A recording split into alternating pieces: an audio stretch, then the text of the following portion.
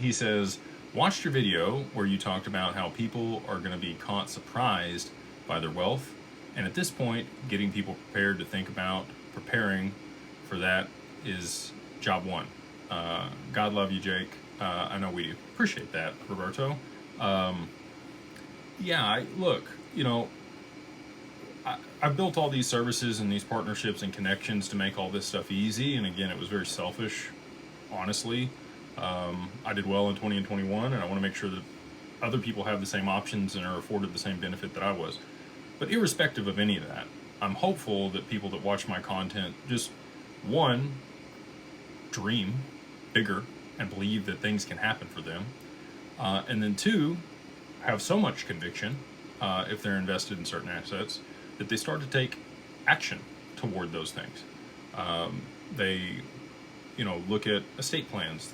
They start to understand, how to mitigate taxes or structure things to prevent creditors from taking it. Or, if you're going to come into a lot of money, you got kiddos, maybe you're looking at prenups. There's just so many different things that,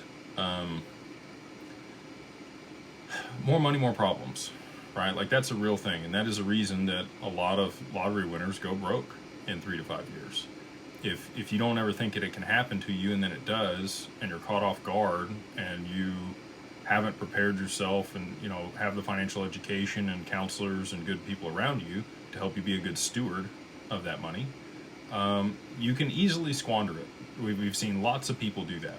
So my hope is that we obviously want to do everything that we can to help people, but there may be people that don't want to work with us. We're not the cup of tea, which is perfectly fine. And at least they're going to know the questions to ask these other professionals. They're going to be educated.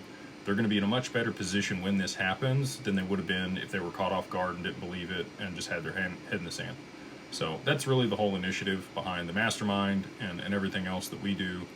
We just want people to have access to good information, and at least start working toward understanding these things so that they aren't